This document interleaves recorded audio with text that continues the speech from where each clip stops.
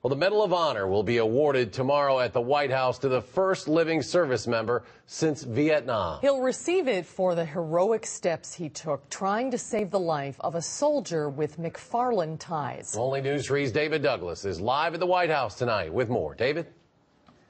The soldier you mentioned, Eric, had plans to come home to the States and join his father on the Madison Police Force. But his dreams would die in a firefight in Afghanistan. That would be the end of the story if it weren't for the bravery of a comrade and close friend who, even if he couldn't save him, made sure a family could bury their son. It was so much more dangerous. Staff Sergeant Salvatore Giunta has been to war twice.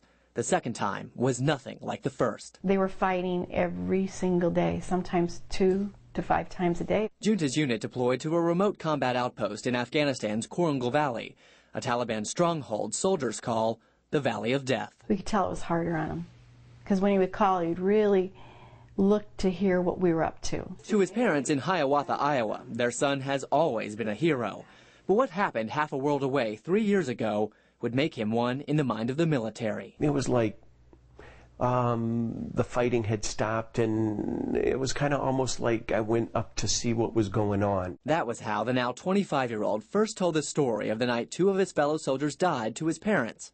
Only it wasn't quite like that. He didn't say that the firefight was still going on. He didn't say they were throwing hand grenades, and he didn't say that there was incoming rocket-propelled grenades. As an all-out ambush raged on, Giunta realized he couldn't see or hear his patrol leader, Sergeant Joshua Brennan, the son of a Madison police officer.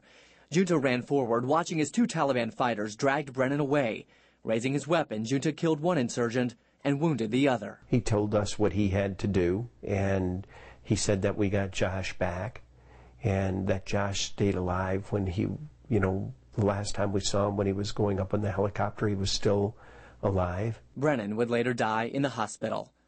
For Giunta's heroism, he will receive the military's highest decoration, the Medal of Honor. You have to call Sal a hero, because he went above and beyond what other people would have done. We're very grateful for the fact that he was able to give us our son back, because without what he did, the Taliban may have carried Josh away and we may have never gotten him back. While the Army sergeant from Iowa has repeatedly said he's not a hero, his parents disagree. I get what he's saying, and I think he means that from his heart.